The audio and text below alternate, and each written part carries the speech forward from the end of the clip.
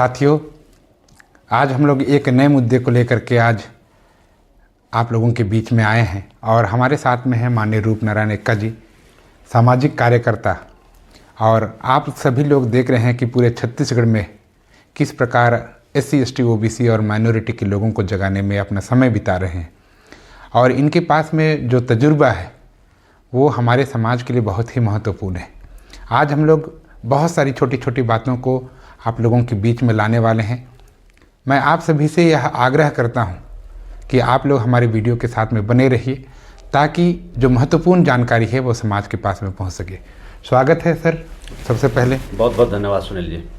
आप पूरे छत्तीसगढ़ में काम कर रहे हैं जी, तो क्या लगता है कि हम लोगों का समाज जागेगा? बिल्कुल 200% श्योरिटी है साथियों, समाज जागेगा। क्योंकि दुनिया में आप जो भी काम करेंगे वो औषध के नियम के हिसाब से परिणाम आता है। जैसे हमारे किसान लोग खेतों में धान लगाते हैं, धान का बीज लगाते हैं और उसमें से कुछ अच्छा ठोस फसल के रूप में आता है और कुछ जिसको हमारे देहात में बोलते हैं कि चीख निकल गया, तो वो रियलिटी है दुनिया का। तो अगर हम 100 करोड़ लोगों तक हमारी विचारधारा को, हमारे महापुरुषों की विचारधारा को पहुंचाएंगे तो परिणाम तो स्वतः आना ही है। तो मैं पूरी तरह से श्योर हूँ, श्योरिटी के साथ मैं बोल सकता हूँ कि हमारे मूल निवासी समाज में, बहुजन समाज में परिणाम तो आएगा ही आएगा। तो जैसे अभी हमारे छत्तीसगढ़ की हम लोग बात करें जी, यानी कहीं पर यानी बीजेपी का हो, कांग्रेस का हो, वहाँ पर बहुत सारा भीड़ दिखाई देता है। इस भीड़ के पीछे क्या राज है? इसके पीछे राज है मनी मीडिया माफिया। ये हमारे कांसीराम साहब के शब्द थे, मनी मीडिया माफिया। आप सभी साथियों को अच्छे तरीके से पता है कि भाजपा कांग्रेस के जब भी कोई कार्यक्रम होता है तो पिकअप ट्रैक्टर ट्रक जो लोगों को ढोके वहाँ पे लिया जाता है, तो ये हमारे ST SC OBC समाज के लोगों को बोका बनाने का प्रोग्राम है। हमारे गांव के लोगों को लगता है कि भाई चलो एक दिन का घूमने का हो जाएगा व्यवस्था। तो मैं ये जानना चाहूँगा, आप बोल रहे हैं या आरोप लगा रहे हैं, मैं ऐसा कहूँगा, आरोप नहीं लगा रहा हूँ, ये रियलिटी है। अच्छा, आप बोल रहे हैं कि बोका बनाने का कार्यक्रम है। बोका बनाने का कार्यक्रम है ये। लेकिन ये जो कांग्रेस BJP के लोग हैं, हम लोग बोलते हैं वो प्यार करते हैं इसलिए आ रहे हैं। क्या कहना चाहेंगे इसको? देखिए, किसी भी तरह का जो हैबिट लोगों के ज़हन में उतर जाता है, किसी भी तरह का हैबिट, तो लोगों को हैबिट मज़ा देती है। जैसे आपको अच्छे से पता है कि अगर नशा का सेवन अगर किया जाए तो अल्टीमेट उससे नुकसान ही होना है, लेकिन लोग तो नशा लेते लेते भी मज़ा लेते हैं और वो बोलते हैं कि ये तो प्यार है। तो साथियों, मैं ये बताना चाहता हूँ कि आप लोगों को फ्री में जो लेके वहाँ पे भीड़ के रूप में इस्तेमाल किया जा रहा है, जन समर्थन दिखाया जा रहा है और इस जन समर्थन के माध्यम से सरकार बनाने में कामयाब हो रहे। रियलिटी में उसको वोट नहीं पड़ रहा है, लेकिन ये जो गांव-गांव में जो पिकअप ट्रक और ट्रैक्टर भर के जो लेके जा रहा है लोगों को, उसके वजह से ज़्यादा भीड़ दिखाया जाता है। ज़्यादा भीड़ के वजह से वो मीडिया के माध्यम से बड़ा जन समर्थन दिखाते हैं और उस आड़ में वो रिजल्ट को मैनिपुलेट करते हैं और अंततः दिल्ली के सत्ता में बैठ जाते हैं। तो यानी क्या कारण है? हमारे लोग इससे अनजान हैं और उन लोग चले जाते हैं वहाँ पर।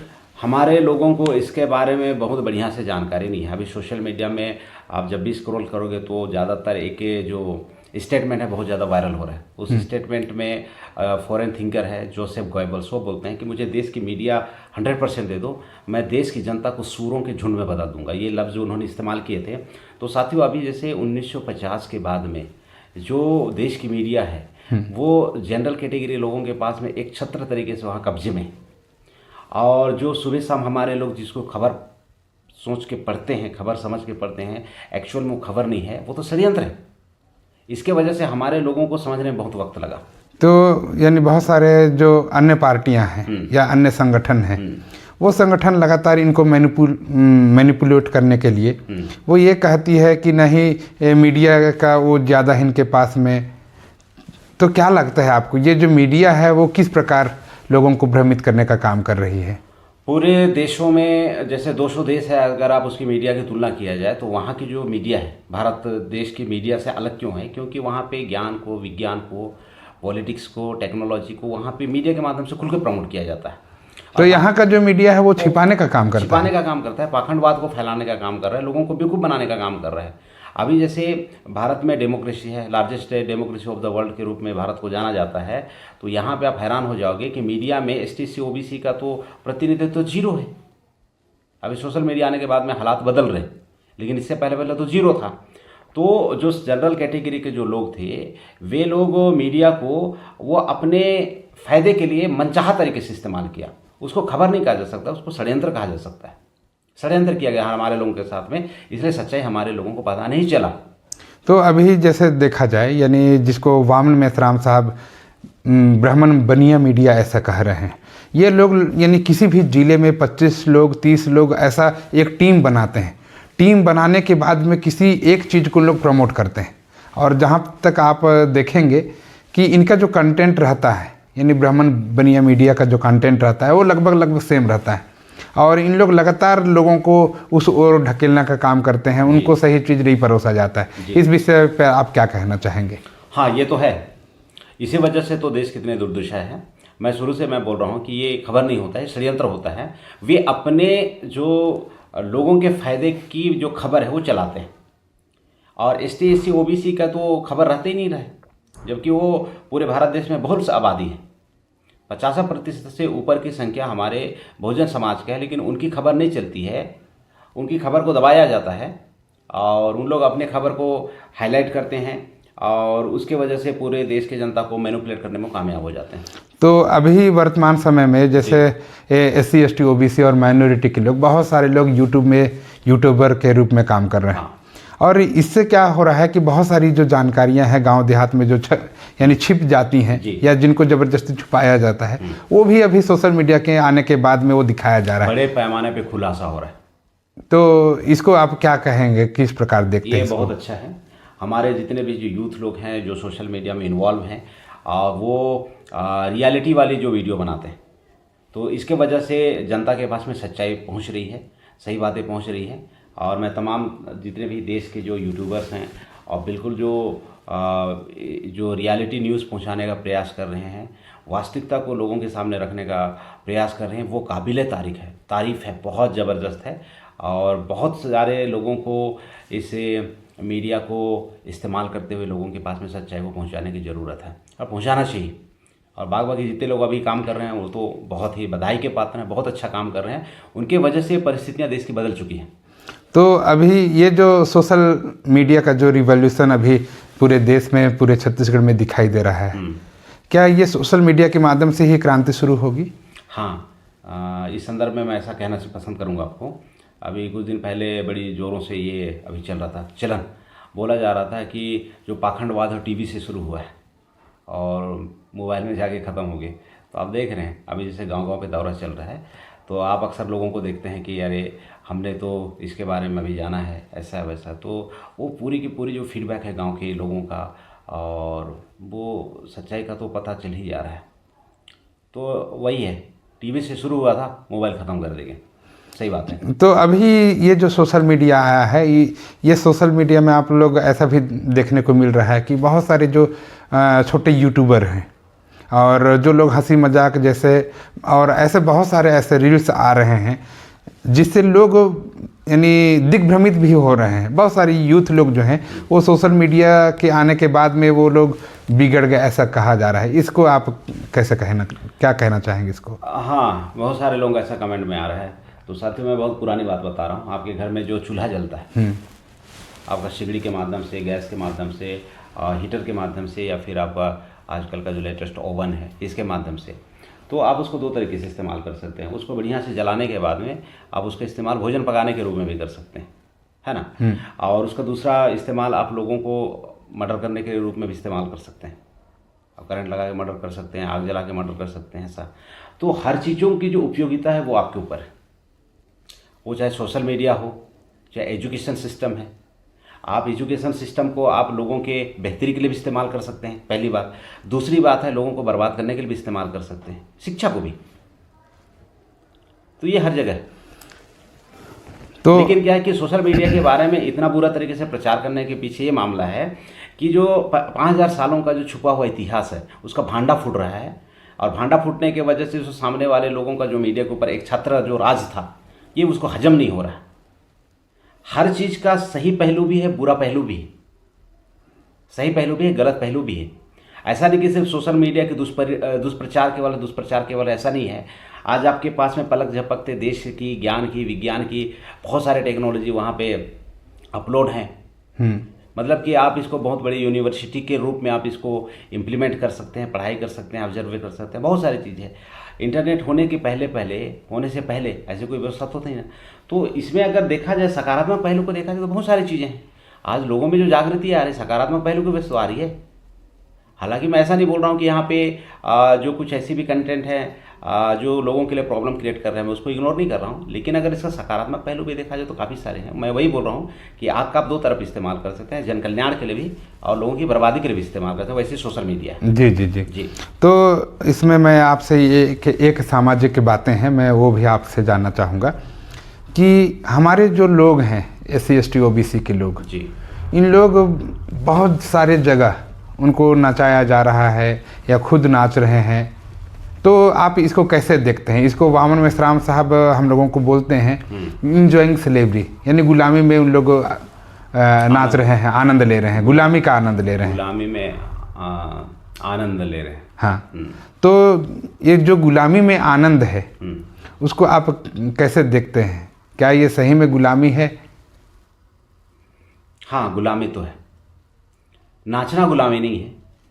उनके निर्देशनों में, उनके नियंत्रण में जाने के बाद में आप अपनी समाज का भले को छोड़ के सिर्फ अगर आप नाचने में ही आप ऐसा समझ रहे हैं कि मेरा भला हो जाएगा, तो ये गलत बात है, ये गलत बात है।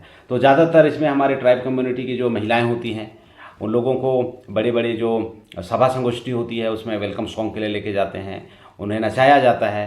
और आप ज़्यादातर देखेंगे तो ट्राइब कम्युनिटी में बहुत ज़्यादा ही है। तो क्या लगता है अभी जितने भी कार्यक्रम हो रहे हैं, चाहे मुख्यमंत्री के कार्यक्रम हो या विधायक के कार्यक्रम हो, सांसद के कार्यक्रम हो या कुछ और भी ऐसे कार्यक्रम हो, इस कार्यक्रम में संस्कृति के नाम पे यानी इनका नंगा नाच किया जा रहा है, ऐसा कहा जा रहा है, तो आप क्या कहना चाहेंगे अपनी संस्कृति को? यहाँ हमारे ट्राइब की जो महिलाएं हैं उनको ये जितने भी जो लोग इस तरीके से दुरुपयोग कर रहे हैं, ये इसका मैं कड़े शब्दों में निंदा करता हूं मैं, क्योंकि हमारे जो ट्राइब से महिलाएं हैं इनको अगर जानकारी का बोध हो जाएगा तो ये ऐसा कभी नहीं करेंगे।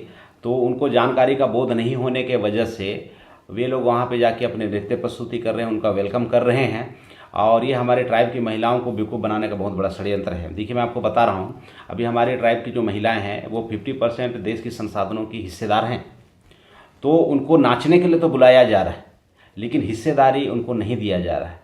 ये तब तक ये चलेगा जब तक उनको जानकारी नहीं है। जिस दिन जानकारी का आभास हो जाएगा, बोध हो जाएगा, तो ये जो अनावश्यक रूप से नेताओं की मंडली के सामने नाचना, नृत्य प्रस्तुति करना, ये सब मुझे ऐसा लगता है ख़त्म हो जाने वाला है। तो जैसे मैं आपसे ये भी जानना चाहूँगा कि हमारे जो आदिवासी हैं और मुख्यतः जो उरांव आदिवासी लोग हैं, इनके जो लीडर होते हैं उनको पैसा दिया जाता है कि आप एक पिकअप लेके आना, मांदर ढोल ऐसा लेके आना, और जो आदिवासी पारंपरिक वेशभूषा है उसमें लेके आना, और ये लोग अपने लोगों को तैयार करते हैं और वहाँ लेके जाते हैं।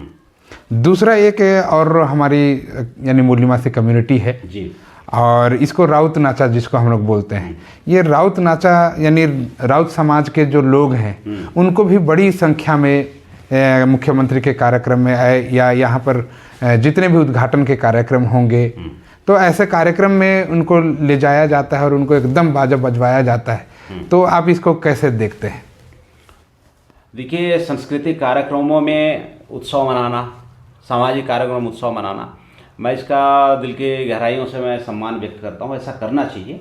लेकिन साथियों, किसी राजनीतिक मंच में जाके आप उनका वेलकम कर रहे है ना, तो ये जो चीज़ें हैं ये समाज के लिए बहुत समस्या का कारण है। माननीय कांशीराम साहब जब देश में नेतृत्व को संभाल रहे थे साथियों, तो वो कहते थे जिस समाज की राजनीतिक जड़ें मजबूत होती है, जिस समाज की सामाजिक जड़ें मजबूत होती है, उसकी राजनीतिक जड़ें मजबूत होती है। तो यहाँ पे दुश्मनों ने हमारे लोगों को जातियों में विभाजित किया, और विभाजित होने से लोगों को किसी तरह से कोई फ़ायदा नहीं हुआ। ये ऑब्जर्वेशन का मामला है, लोगों को ऑब्जर्व करना चाहिए। और उसी विभाजित जातियों को अल्पसंख्यक समुदाय अल्पसंख्यक समुदाय के लोगों के रूप में उनको बुलाया जाता है, उनके पदाधिकारी नियुक्त किया जाता है और उनके माध्यम से राजनीतिक सपोर्टर के रूप में उनको इस्तेमाल किया जाता है। बतौर नृत्यांगना, नर्तकी के रूप में उसको इस्तेमाल किया जाता है कि समाज की महिलाएं, चाहे ट्राइब महिलाएं हैं, चाहे रौत की महिलाएं हैं, इनके लिए ये बहुत भयंकर जानकारी का अभाव है। इसके वजह से लोग ऐसा कर रहे हैं। मैं समस्त दर्शकों को, इस वीडियो को देखने वाले दर्शकों को मैं ज़रूर कहना चाहता हूं कि हमारी जो बहनें हैं, हमारी जो माताएं हैं, जाने अनजाने में पॉलिटिकल पार्टी के सामने एक नर्तकी के रूप में वो अपनी जो संस्कृति पेश कर रहे हैं, ऐसा कर रहे हैं। इसको बंद करना चाहिए, बल्कि आप लोगों को उस पॉलिटिकल पार्टी से आपके हिस्से की मांग करना चाहिए और मान सम्मान स्वाभिमान के साथ में आपको जीने की ज़रूरत है। आप इस तरीके से काम कीजिए, ज़्यादा बेहतर है, मेरा ऐसा मानना है। दूसरी एक और बात है जी कि जो SC ST OBC समाज के लोग हैं, हाँ, अभी मूलतः उन लोग गांव में निवास करते हैं और गांव में जैसे ही हमारे लोग निवास करते हैं, उनके पास में कोई साधन संसाधन तो है नहीं। ये लोग बहुत गरीबी में जीवन काट रहे हैं। जैसे सेन गुप्ता की रिपोर्ट आई कि ये जो मूल निवासी लोग हैं एक दिन में मिनिमम 6 रुपया और अधिकतम 20 रुपया कमाते हैं। तो मिनिमम 6 रुपया और अधिकतम 20 रुपया कमाते हैं, इनका गुजारा कैसे होता होगा? ये जो भारत के लोगों की जो स्थिति बद से बदतर जो हुआ है, ये जो राजनीतिक पार्टियों की जो पॉलिसी है उसकी वजह से ऐसा हुआ। आप किसी भी लोगों को धन देके आप गरीबी उन्मूलन का कार्यक्रम को संपन्न नहीं कर सकते। धन देके आप लोगों को सही एजुकेशन और न्याय देके आप लोगों को आप समान ला सकते हैं। तो यहाँ पे न्याय नहीं है और यहाँ पे समानता नहीं है, इसके वजह से गरीबी और भुखमरी है। तो मुख्यमंत्री तो बोल रहे हैं कि मैं 1,000 रुपया यानी महतारी वंदन योजना के नाम से दे रहा हूं और उनको सम्मान दे रहा हूं। आप क्या कहना चाहेंगे, ये सही में वास्तव में सम्मान है? 1,000 रुपया दे रहा है, ये वो सम्मान बोल के प्रमोट कर रही है, एक बात है। दूसरी बात इसका क्या है कि 28% का GST लगा के 1,000 का 5,000 रुपये उसके घर से निकालने का काम कर रहे हैं। जो पेट्रोल का जो दाम है 40 रुपये 50 रुपये पहले हुआ करता था, अभी भी क्रूड ऑयल की दामों को आप देखते हुए आप जब रेट की कैलकुलेशन करेंगे तो अभी भी 50 रुपये लीटर से ज़्यादा नहीं है। तो हर लीटर के ऊपर जो 50 रुपये अतिरिक्त लिया जा रहा है, क्या है, वसूली नहीं है तो क्या है। गैस सिलेंडर जो पहले 405 रुपये में आता था, अभी 1,000 रुपये में डबल लेके दिया जा रहा है, तो आपसे ही वसूला जाएगा। ये इनकी पॉलिसी है, आपको देने का ढोंग किया जाएगा, आपको देने का ढोंग किया जाएगा, लेकिन सच्चाई बात यह है कि आप ही से वसूला जाएगा और वसूली किया जा रहा है। 28% का GST है, इनकम के ऊपर में आपको टैक्स पे करना है, सामान खरीदते समय GST पे करना है, पेट्रोल डालाते समय आपको टैक्स पे करना है, गाड़ी चलाते हुए आपको टोल टैक्स देना है, आपको रजिस्ट्रेशन, आपको इंश्योरेंस, दुनिया जहान का दो, यानी कि 50% से ऊपर तो आपकी जेब से निकाल ले रही है सरकार। तो मैं ये भी जानना चाहूँगा सर, आप हमारे साथ में लगातार बने रहते हैं और सामाजिक मुद्दों को उठाते हैं जी। तो मैं आपसे ये जानना चाहूँगा कि हमारा जो समाज है इतना गरीब है, वो सुबह 5 बजे से लेकर के पूरे शाम तक 8 बजे 9 बजे 10 बजे तक काम करता है, लेकिन वे लोग अपने परिवार को नहीं चला पा रहे हैं। तो इनके लिए क्या उपाय किया जाए कि इनका घर भी चल जाए और अपने बाल बच्चों का अच्छा से पढ़ाई लिखाई भी हो जाए और सारा चीज़ उनको मिल जाए? ऐसा क्या कर सकते हैं लोग? इसके लिए प्रॉपर वे में जो कमर्शियल एजुकेशन होता है वो मोस्ट इम्पोर्टेंट है, और इनके फेवर की जो रूल्स होने चाहिए, जो कानून बनने चाहिए, लॉ बनना चाहिए, इसके वजह से हम लोगों को बहुत बृहद पैमाने पर उठा सकते हैं। अभी देखिए ज़्यादातर पॉलिटिशियन क्या है, कांग्रेस, भाजपा, आम आदमी party, Trinamool Congress, communist party, मार्क्सवादी कम्युनिस्ट पार्टी, देश की इस टाइप की राष्ट्रीय पार्टियां हैं। तो यहाँ पे मैं मेरे दर्शक साथियों को बताना चाहता हूँ कि ये जो राजनीतिक पार्टियां हैं, जहाँ से विधायिका बनती है, कानून बनती है, अगर लोगों के लिए अगर बेहतर कानून बनाया जाए तो इससे बहुत जल्दी उभरा जा सकता है। अभी देखिए, लोग बोलते हैं, वे पॉलिटिशियन लोग गलत फहमी फैलाते हैं और मीडिया उसको सपोर्ट करती है कि भारत जनसंख्या की वजह से पिछड़ जा रहा है। चाइना में जनसंख्या जैसे भारत है वैसे चाइना की जनसंख्या बहुत ज़्यादा है, लेकिन वहाँ पे राइट टू एजुकेशन देने के वजह से वहाँ की जो काबिलियत है उसको निखारने का मौका मिला। यहाँ की सरकार यहाँ की युवाओं को पाखंडवाद में धकेलने का काम कर रहा है। भारत को मैन्युफैक्चरिंग हब बनाना चाहिए, मैन्युफैक्चरिंग हब नहीं बना रहा है।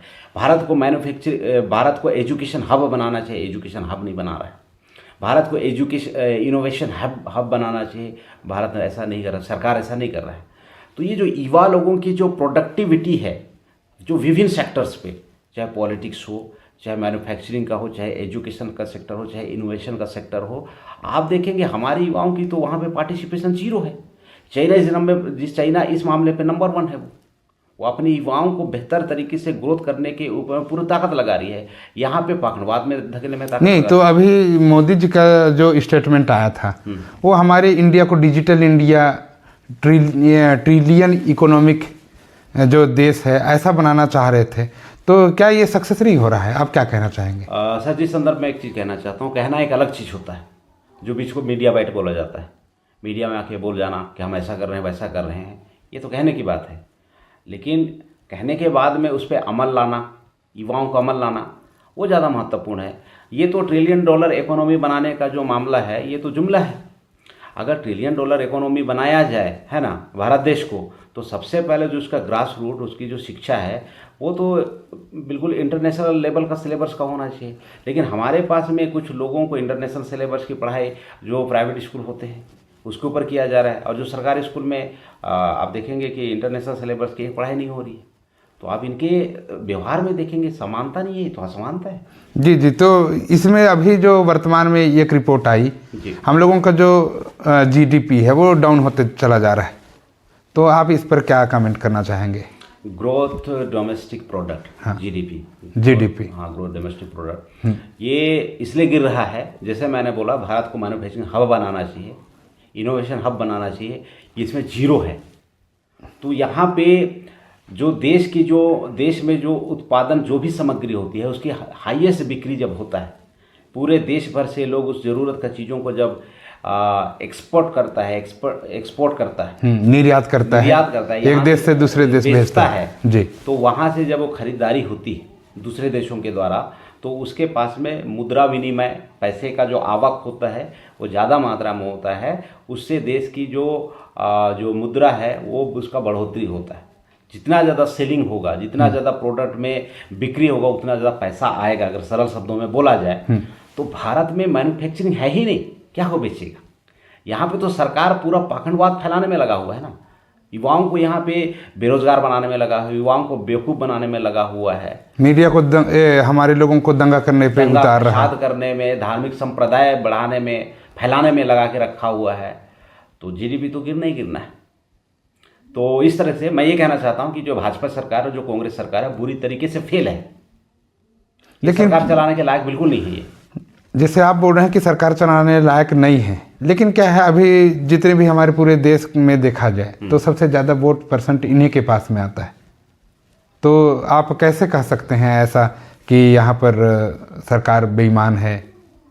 2003 के चुनाव के बाद में भारत में बड़े पैमाने पे मीडिया ईवीएम मशीन का इस्तेमाल किया जा रहा है, और ईवीएम से फ्री फेयर एंड ट्रांसपेरेंट चुनाव नहीं होता है। बहुत सारी जो विकसित कंट्री है वो उसकी ट्रांसपेरेंसी को लेके जब वहाँ की जनता संतुष्ट हुई तो उन्होंने ईवीएम को तुरंत बैन कर दिया था और बैलेट पेपर से चुनाव किया। लेकिन भारत पिछले 20 सालों से निरंतर ईवीएम के ऊपर चुनाव कर रहा है और घोटाला करके सरकार बना रहा है। इनको जनता का बिल्कुल भी समर्थन नहीं है। हाँ, तो जैसे अभी बहुत सारे जो सामाजिक संगठन उनके द्वारा ये जानकारी यानी सोशल मीडिया के द्वारा बताया जा रहा है कि 2003 से पहले यानी जो क्षेत्रीय पार्टियां थीं उनका भी बहुमत आने की संभावना था, वे लोग भी बहुमत में आते थे, सरकार भी बनाते थे। लेकिन जैसे ही ईवीएम का यानी दौर आया वैसे ही क्षेत्रीय पार्टी सफाया हो गई, पूरा खत्म हो गया और राष्ट्रीय पार्टी पूरे जगह शासन में आ गई। तो क्या लगता है आने वाले समय में इसका समाधान किया जाएगा? बिल्कुल, मैं साथियों को ये बताना चाहता हूँ, जन आंदोलन की तैयारी कीजिए, और जन आंदोलन की जो तैयारी है इसके संदर्भ में पूरे भारत देश में भारत मुक्ति मोर्चा बड़ी गंभीरता के साथ में काम कर रही है। मैं देश भर के देखने वाले हमारे सोशल मीडिया के सभी दर्शकों को मैं ये अपील करना चाहता हूँ कि आपको उसके बारे में और ज़्यादा पढ़ाई करने की ज़रूरत है, उसको देखने की ज़रूरत है, उसको एनालिसिस करने की ज़रूरत है और जन आंदोलन की दिशा में आप लोगों को आगे बढ़ना चाहिए, क्योंकि ये जो है भारत में समस्या जो है वो विकराल होते जा रहा है और इसका समाधान समस्या फैलाने वाले नहीं करने वाले हैं, इसका समाधान आप ही लोगों को करना है। इसलिए आप लोगों को मैं ये कहना चाहता हूँ कि आप लोगों को बेहतर जागरूक बनने की ज़रूरत है। तो मैं इसमें आखिरी जाते जाते मैं आपसे ये क्वेश्चन करना चाहूँगा, जैसे आपने जन आंदोलन की बात की जी, तो जन आंदोलन किनको किनको जोड़ने के बाद में होगा? ये हमारे 3600 जो 6,743 जाति के जो हमारे बहुजन समाज है, बहुजन समाज यानी कि आपका एससी समाज, शेड्यूल कास्ट, एसटी समाज, शेड्यूल ट्राइब, ओबीसी समाज, अदर बैकवर्ड क्लास और उससे धर्म परिवर्तित जो माइनॉरिटीज़ हैं, ये सभी लोगों को जोड़ने के बाद में सोशल नेटवर्क, भौगोलिक नेटवर्क जब स्ट्रॉन्ग हो जाएगा उसके बाद में जन आंदोलन किया जाएगा। तो ये जो आप संगठन का नाम बता रहे हैं भारत मुक्ति मोर्चा और वाम से जी, तो ये कब तक अपना टारगेट पूरा कर लेगा? साथियों, ये जो समय है 2028 से लेकर 30 के बीच का समय है और इस दरमियान में मैं अपील करना चाहता हूँ कि ये एक तारीख जो घोषणा किया गया है, ये सभी भारतवासियों की जिम्मेदारी लेने की पारी है और आप समस्त कार्यकर्ताओं से और समर्थक साथियों से मेरा पुरजोर अपील है कि आप लोगों को इसको 6 लाख गाँव में पहुँचाने की ज़रूरत है और 6 लाख गाँव में पहुँचाने के बाद में इसको लगभग 100 करोड़ लोगों तक पहुंचाना है और 100 करोड़ लोगों तक हम लोग जब इस विचारधारा को पहुंचा देंगे और जब हम लोग समानता के आधार पे, न्याय के आधार पे जब देश और समाज का निर्माण करने की बात कर रहे हैं तो हमारे पास में 20 से 40 से 50 करोड़ की हमारे पास में समर्थन होगी, जिसके वजह से बहुत आसानी से भारत में व्यवस्था को परिवर्तन किया जा सकता है। इस दिशा में आप सभी साथी लोग गंभीरता के साथ में काम करेंगे, ऐसा मैं अपील करता हूँ। तो धन्यवाद सर बात करने के लिए। बहुत धन्यवाद। आप हमारे साथ में लगातार बने रहिए और हमारे जो दर्शक हैं आपको लगातार देखते हैं, आपको बहुत ज़्यादा पसंद करते हैं। हमारे दर्शकों को आप आखिरी संदेश क्या देना चाहेंगे? मैं आखिरी संदेश ये देना चाहता हूँ साथियों, शिक्षा शेरनी का दूध है, इसलिए शिक्षा को शेरनी रूपी दूध समझ के आप लोग ग्रहण करते रहिए और एसोसिएशन में बने रहिए और समाज में जागृति का जो ज्योत है वो निरंतर जला के रखे रहिए। मैं इस मौके पर इतनी कहना चाहता हूँ। बहुत बहुत धन्यवाद सभी साथियों को। जय मूल्यवान से। तो ये थे माननीय रूपनारायण एक्का साहब, जो कि सामाजिक कार्यकर्ता के रूप में पूरे छत्तीसगढ़ में काम कर रहे हैं और आप लोग देख रहे होंगे, मैं तो ये भी जानता हूँ कि आपने माननीय रूपनारायण एक्का जी का जो यूट्यूब चैनल है रूपनारायण एक्का, उसको भी आप लोगों ने फॉलो किया होगा। अगर नहीं किए हैं तो रूपनारायण एक्का जी का जो यूट्यूब चैनल है उसको आप लोग फॉलो कर लीजिए और बेल आइकन जो है उसको भी आप लोग दबा दीजिए, क्योंकि माननीय रूपनारायण एक्का छत्तीसगढ़ में रिवॉल्यूशन के लिए जाने जाते हैं और इनका जो बेबाक बात है वो लोगों को बहुत अच्छा लगता है। तो साथियों, आज हम लोग यहीं से विदा लेते हैं। आप लोग इस वीडियो में बने रहे, इसलिए आप सभी का आभार, धन्यवाद, सभी को जोहार।